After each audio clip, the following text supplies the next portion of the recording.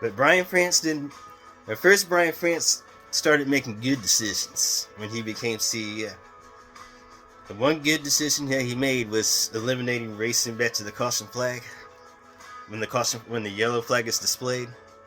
Because back then, back in the modern days, between 1972 to 2003, the drivers were allowed to race. When a caution flag is displayed, the drivers were allowed to race back to the line, and that legit helped. It actually helped. It didn't hurt Dale Earnhardt's chances, because 20 years Dale Earnhardt literally struggled to win that one race at Daytona that he was trying to win in over 20 years of trying. Ever since his rookie year in the NASCAR Winston Cup Series, that one race at Daytona that eluded the Intimidator, Dale Earnhardt, was no doubt about it the Daytona 500. Dale Earnhardt was like Tony Stewart.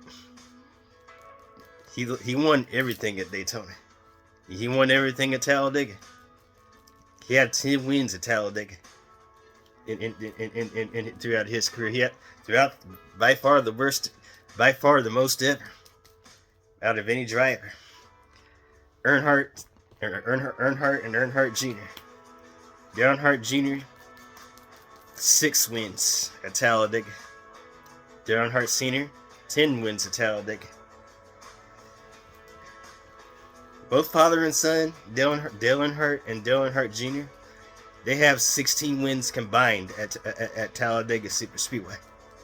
16 wins combined. That's the reason why Talladega is considered an Earnhardt track. It's because Dale Earnhardt got his last win. His final win of his career. Win number 76. The 2000 Winston 500 at Talladega. He went from 16 spots all the way to the lead in 4 laps to win that race at Talladega Superspeedway. No doubt about it, one of the most famous wins in Talladega history was Dale Earnhardt's last win. And his son was no doubt about it in that race too. Dale Earnhardt and Dale Earnhardt Jr. were racing together in the NASCAR Winston Cup Series. 1999 and 2000, all the way up to Dale Earnhardt's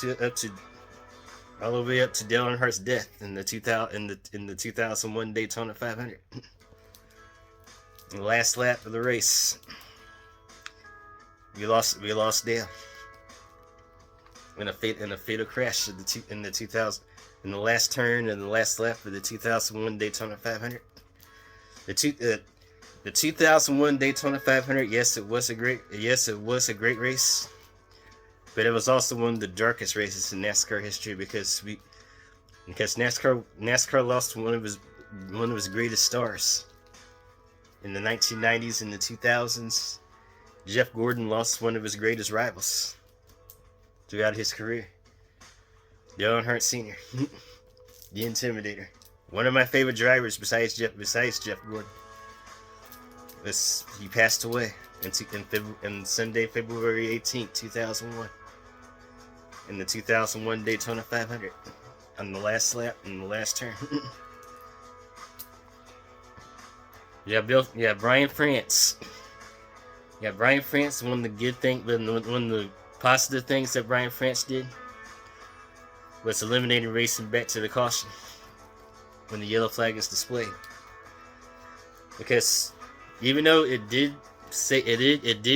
racing back to the caution flag did help NASCAR's greatest legend, Dale Earnhardt, finally accomplished his dream after 20 years of trying.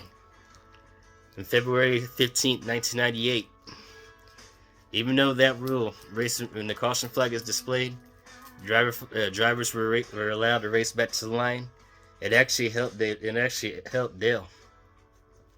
It helped Dale finally accomplish his dream after 20 years of trying, finally winning the biggest race in NASCAR history, the Super Bowl of all the stock car racing, the Daytona 500. That rule literally helped Dale Earnhardt win that race, because the caution flag and the white flag came out together when Dale Earnhardt Jr. won the Daytona 500, and Dale Earnhardt will take the last caution in that race to win the Daytona 500 after 20 years of trying, winning everything at Daytona besides that one race, the Daytona 500, and he finally did it in 1998. On February 15th, 1998, the 50th anniversary of NASCAR, Dale Earnhardt finally accomplished his dream by winning the big one, the Daytona 500. However, in 2003, racing back to the caution flag when the yellow flag is displayed turned out to be the most dangerous thing. To do. Because in the 2003 Sylvania 300 at New Hampshire Motor Speedway, Dale Jarrett, his car was stalled in the middle of the track in the front straightaway, and cars literally had to scramble by him at full speed to avoid hitting him at full speed. Brian France elevated the dangers of racing back to the line when the yellow flag is displayed, because drivers used to do that back from the modern day in 1972 all the way to when Brian France eliminated that rule in 2003. In the middle of 2003, in the 2003 season, NASCAR got rid of that rule. Brian France got rid of that rule, racing back to the caution when the caution flag is displayed. But now when the caution flag comes out, thanks to Brian France, when the yellow flag is displayed, drivers are no longer allowed to race back to the line, unless the leader is like 100. I think the only way I can see drivers doing that, the leader especially, when the leader is 100 feet from the start finish line, when the caution flag is displayed. That's like the only time the leader is allowed. The leader in the top 5 were allowed to race back to the line. When they were literally 100 feet from the start finish line. Sometimes drivers were allowed to race back to the line when on the last lap of the race, when there was a wreck happening on the final lap, on the very last lap. Drivers sometimes were allowed to race back to the checkered flag on the last lap.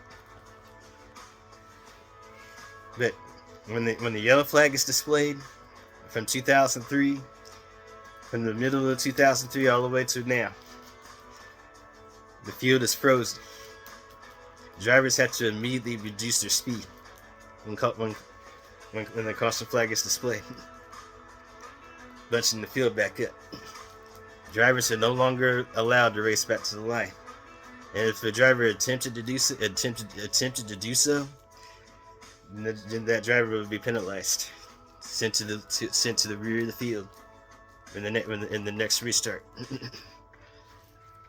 Brian France actually focused. The positives that Brian France did was focus way more on driver safety, because he focused a lot more on safety. Because ever since the Gen 6 and ever since the rule where drivers are no longer allowed to race back to the line when the caution is displayed, there has not been a single fatality in the top 3 series. The Sprint Cup Series, the Xfinity Series, and the Truck Series, there has not been one fatality in the top 3 series. Thanks to Brian France's positive thing, focuses more on driver safety. That's probably one of the good things. That's probably one of the most heroic things Brian France did, actually, because his new creation, the Gen 5, actually saved a driver's life.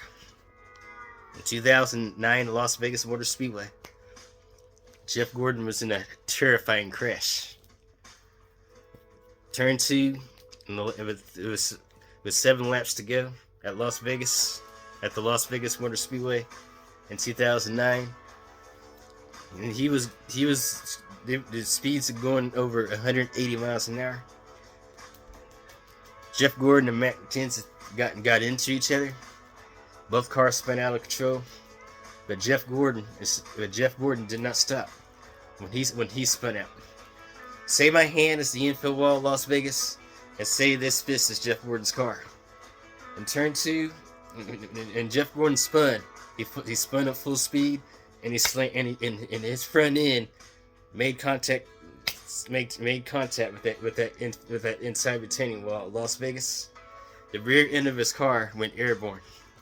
That's how hard that impact was with Jeff Gordon in that infield, in that inside wall. His car literally, his rear tires literally went airborne. And the hood kind of flapped.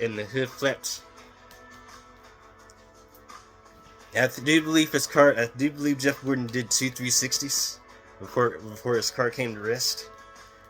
But that was a really bad crash. And that was a major hit. But thanks to the safety and the key safety features of the car tomorrow, aka the Gen 5, that literally saved Jeff Gordon. That literally saved Jeff Gordon's life, not once but several different occasions. The Gen 5 did. Because Jeff Gordon suffered another nasty crash at Watkins Glen in 2009. In 2007, he suffered another nasty crash at Las Vegas at Watkins Glen.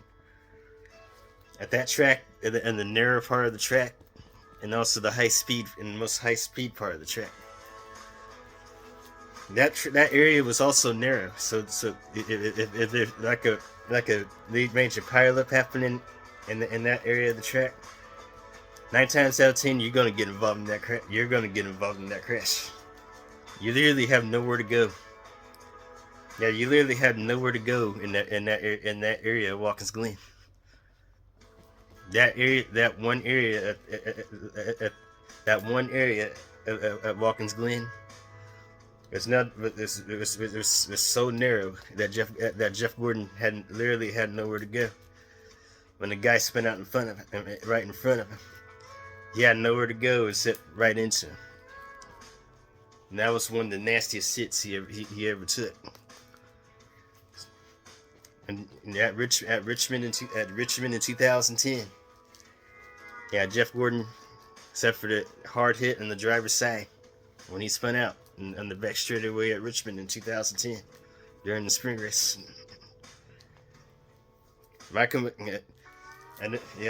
Gen 5 also saved the lives of another driver, Michael McDowell. When he suffered a vicious split in the second turn of his qualifying run at Texas. Michael McDowell instantly barrel rolled at least 10 times before coming to rest. And his car was literally on fire too, actually barrel rolled. Just think about it. Hadn't if the Gen 5 didn't exist, and we were still in the Gen 4 era, Jeff Gordon could have died in that crash at Las Vegas Motor Speedway in 2009. Michael McDowell could have died during his qualifying crash at Texas. Carl Edwards could have been seriously injured at Talladega in 2009 after suffering a vicious split. Yeah, those drivers couldn't have been. Yeah, a few more driver fatalities could have happened hadn't if the Gen 5 has not been implemented in 2007. But one series did not race in the Gen 7. They raced a couple of more years all the way into 2010 with the Gen 4, and that was the NASCAR Xfinity Series. They raced in the Gen 4 a little bit longer, all the way into middle of 2010 during the July race at Daytona, the race that Dale Earnhardt Jr. won to honor his father, driving his father's old paint scheme that he had in the 1980s, from 1985 all the way up to 1989.